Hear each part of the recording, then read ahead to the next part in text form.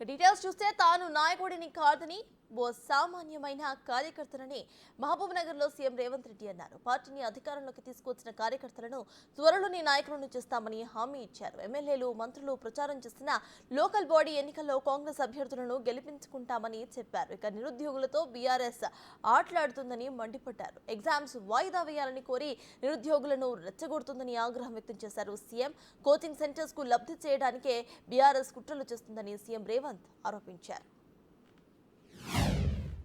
DSC notification గ్రామాలలో, తండాలలో, గూడాలలో పేదోళ్ళ పిల్లలు చదువుకోవాలి, టీచర్ల నియామకాలు చేపట్టాలి అని డిఎస్సి నోటిఫికేషన్ ఇచ్చి 11,500 ఉద్యోగ ఖాళీలు భర్తీ చేయడానికి ఇవాళ పరీక్షలు పెడితే ప్రతి తలమాసినోడు వచ్చి డిఎస్సి పరీక్షను పోస్ట్ పోన్ చేయమంటారు. నేను అడగదలుచుకున్న ఈ వేదిక మీద నుంచి 10 ఏళ్ళ డిఎస్సి నోటిఫికేషన్ ఇయ్యనందుకే కదా పిల్లలు కొట్లాడింది, పరీక్షలు పెట్టమన్నది. 2022లో నోటిఫికేషన్ ఇస్తే ఇప్పటి వరకు పరీక్షలు జరగలేదు, పెట్టమనే కదా అన్నది. మనం క్యాలెండర్ డేట్ ప్రకారం ఇవాళ డిఎస్సి నోటిఫికేషన్ ఇచ్చి పరీక్షలు పెడుతుంటే కొంతమంది టీఆర్ఎస్ సన్నాసులు పరీక్షలు రాయనోళ్లను, చదువు రానోళ్లను ఇవాళ ప్రభుత్వం పరీక్షలు వేయాలంటారు. గ్రూప్ 1 పరీక్షలు వాయిదాలు వేయాలంటారు.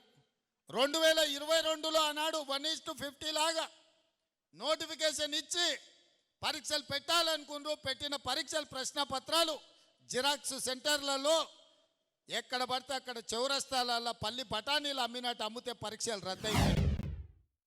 మనం వచ్చిన ఎంబడే గ్రూప్ 1కు నోటిఫికేషన్ ఇచ్చి ప్రిలిమినరీ ఎగ్జామ్స్ మొత్తం నిర్వహించి సరైన సమయంలో 4 లక్షల మంది విద్యార్థులు పరీక్షలకు అప్లికేషన్లు పెట్టి 3 లక్షల మంది పరీక్షలు రాసి నిన్నగాక మొన్న 31,000 మందిని ఈ పరీక్షలకు పాస్ చేసి గ్రూప్ 1లో ప్రిలిమినరీ రిజల్ట్స్ ఇచ్చినాం.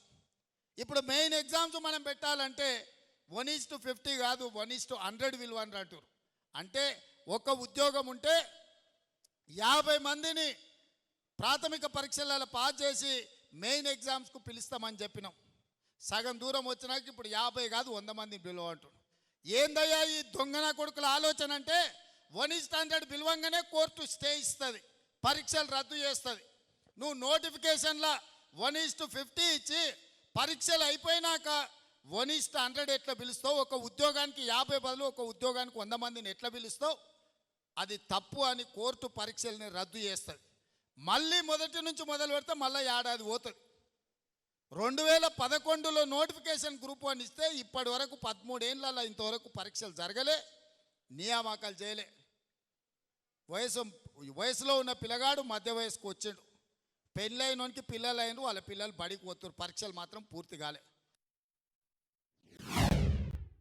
నేను సూటిగా సవాల్ విసురుతున్న హరీష్ రావుకు, కేటీఆర్కు, సన్నాసులారా మీరు దీక్ష కూర్చోండి, మీరు సావనైన సవాలు వాయిదా అయిన పడాలి. ధైర్యం ఉందా? రాండి ఉస్మానియా యూనివర్సిటీకి వచ్చి ఆర్ట్స్ కాలేజ్ ముందల బామార్దుల ఆమరణ నిరాహార దీక్ష కూర్చోండి. గ్రూప్ 1 పరీక్షలు, గ్రూప్ 2 పరీక్షలు, గ్రూప్ 3 పరీక్షలు, డిఎస్సి పరీక్షలు వాయిదానన్న పడ, లేకపోతే మీ ప్రాణాలన్న పోవాలి అనే నినాదంతో మీరు ఆర్ట్స్ కాలేజ్ ముందల దీక్ష చేయండి. మేము కాపలా ఇస్తాం, మిమ్మల్ని ఎవ్వడు ఆపడు, సూతం ఎన్రోల్ చేస్తారు.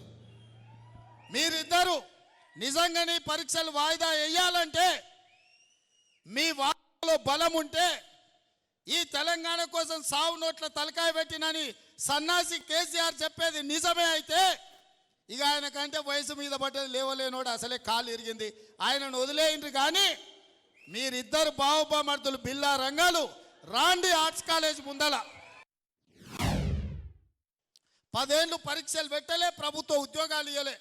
కాంగ్రెస్ వచ్చిన ఎంబడే 30,000 ఉద్యోగాలు ఇచ్చింది, డిఎస్సి నోటిఫికేషన్ ఇచ్చింది, గ్రూప్ 1 నోటిఫికేషన్ ఇచ్చింది, గ్రూప్ 2 నోటిఫికేషన్ ఇచ్చింది, గ్రూప్ 3 నోటిఫికేషన్ ఇచ్చింది. రాబోయే డిసెంబర్ 9 లోపల ఈ పరీక్షల ఫలితాలన్నీ ఇచ్చి వేలాది మంది నిరుద్యోగ యువకులకు ఉద్యోగ అవకాశాలు ఇవ్వాలని మా ప్రభుత్వం ప్రయత్నం చేస్తుంటే పరీక్షలు వాయిదా ఏమంటారు? అన్ని పరీక్షలు 2022లో నోటిఫికేషన్ ఇచ్చినవే, ఆ సన్నాసి పరీక్షలు పెట్టలేదు.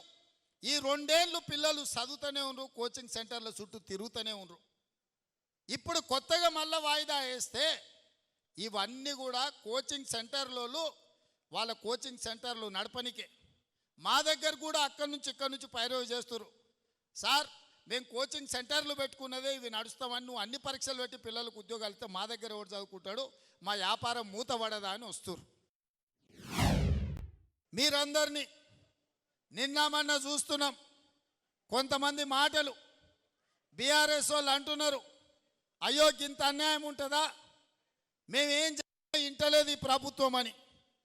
10 ఏళ్ళు మా కార్యకర్తల్ని కొట్టి చంపి కేసులు పెట్టి జైళ్ళలో పెట్టినప్పుడు కేసీఆర్ ఎక్కడ పోయింది రాజనీతి, ఎక్కడ పోయింది ప్రజాస్వామ్యం ఆనాడు?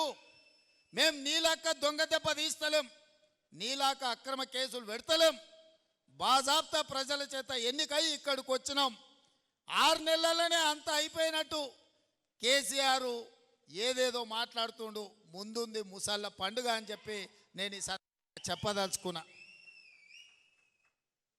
ఇవాళ ఆ ఎమ్మెల్యే పోయిండను, ఈ ఎమ్మెల్సీ మారిండను కేసీఆర్ సన్నాయి నొక్కులు నొక్కుతున్నాడు.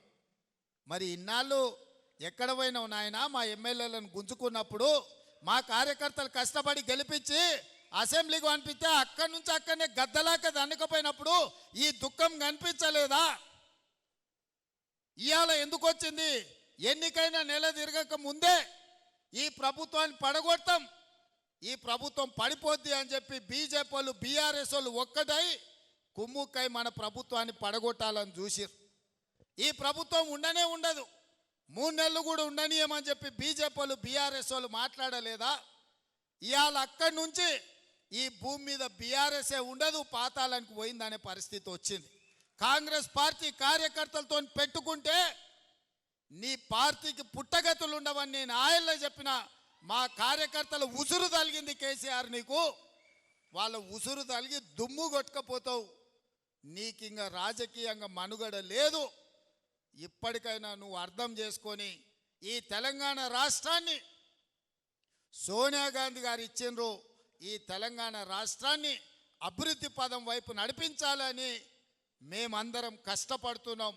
ఇప్పటికైనా తెలంగాణ సమాజానికి క్షమాపణ చెప్పి అభివృద్ధి కోసం కష్టపడుతున్న కాంగ్రెస్కు అడ్డుపడకుండా చేతనైతే సహకరించు, చేత కాకపోతే ఆ ఫామ్ హౌస్లో పడుకొని ఏడువు తప్ప ఇంకా కాళ్ళలో కట్టెబెట్టాలని తండ్రి కొడుకులు మామ అల్లుళ్ళు చూస్తున్నారు.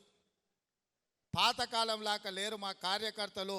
ఎవడైనా ఈ ప్రభుత్వానికి కాళ్ళలో కట్టెబెట్టాలని చూస్తే ఈపులు విమానమూతం అవుతాయని చెప్పి నేను ఈ సందర్భంగా చెప్పదలుచుకున్నా. మా కార్యకర్తల సోదరులు ఈరోజు కొంత సార్ వస్తున్నాడు, ఎమ్మెల్యేలను కలుస్తున్నాడు, అధికారులతో మాట్లాడుతున్నాడు, మరి గెలిపించిన మాతోని మాట్లాడతలేడు, మమ్మల్ని కలుస్తలేడని మా కార్యకర్తలు అందరూ అనుకుంటున్నారని నేను నాయకులకు నాయకుడిని కాదు, నేను అధికారులకు నాయకుడిని కాదు, నేను కార్యకర్తలలో ఒక కార్యకర్తను. మీ తోడుగా ఉండి మీలో ఒక్కడిగా ఉండడమే నాకు సంతోషం. అందుకే జిల్లా పార్టీ నాయకులకు నేను చెప్పిన సమీక్ష సమావేశం తర్వాత జిల్లాలో ఉండే ముఖ్యమైన కాంగ్రెస్ శ్రేణులను ఒక దగ్గర కూర్చోబెట్టండి, వాళ్ళతో ఒక 10 నిమిషాలు మాట్లాడి వీలైనంత మేరకు వాళ్ళని కలిస్తే నాకు సంతోషం వస్తుంది, నాకు బలం వస్తుంది. కార్యకర్తలు అండగా నిలబడితే కేసీఆర్ను ఓడించడమే కాదు మోడీని ఢీకొంటామని చెప్పి చెప్పొచ్చు అని ఇవాళ ఈ సమావేశాన్ని ఏర్పాటు చేయడం జరిగింది. కేసీఆర్ను ఓడించాలి, కాంగ్రెస్ను గెలిపించాలి అని మనోనిబ్బరంతో మీరందరూ బయటికి వచ్చి మీరందరు కష్టపడి పని చేసిండ్రు కాబట్టి ఈ మహబూబ్నగర్ జిల్లాలో 14 అసెంబ్లీలు ఉంటే 12 గెలవడం జరిగింది. అందుకే ఈరోజు తెలంగాణ రాష్ట్రంలో మన చేతిలోకి అధికారం వచ్చింది. మరి మీరు కష్టపడితే వచ్చిన అధికారాన్ని మీకోసం వినియోగించాలి, మీకోసం మీ ఎన్నికల కోసం పనిచేయాలన్న ఆలోచనతో ఇవాళ మన ప్రభుత్వం ఉన్నది. అందుకే ఈరోజు ఈ సమావేశాన్ని ఏర్పాటు చేసి ఈ వేదిక ద్వారా కార్యకర్తలందరికీ నేను పిలిపివ్వదలుచుకున్నా. తొందరలోనే స్థానిక సంస్థల ఎన్నికలు నిర్వహించబోతున్నాము. ఆ స్థానిక సంస్థల ఎన్నికలలో ఎమ్మెల్యేలు ఊరు ఊరు తిరిగి ఇల్లు తిరిగి మిమ్మల్ని సర్పంచులుగా, ఎంపీటీసీలుగా, ఎంపీపీలుగా, జడ్పీటీసీలుగా, మున్సిపల్ కౌన్సిలర్లు, కార్పొరేటర్లుగా వాళ్ళ ఎన్నికలకు తిరిగిన దానికంటే ఎక్కువ మీకోసం తిరుగుతారు. నేను కూడా ముఖ్యమంత్రిగా రాష్ట్రం నలుమూలల సుడిగాలి పర్యటన చేసి మిమ్మల్ని గెలిపించుకునే విధంగా, మిమ్మల్ని బలోపేతం చేసే విధంగా కార్యక్రమం తీసుకుంటామని ఈ వేదిక మీద నుంచి నేను చెప్పదలుచుకున్నాను.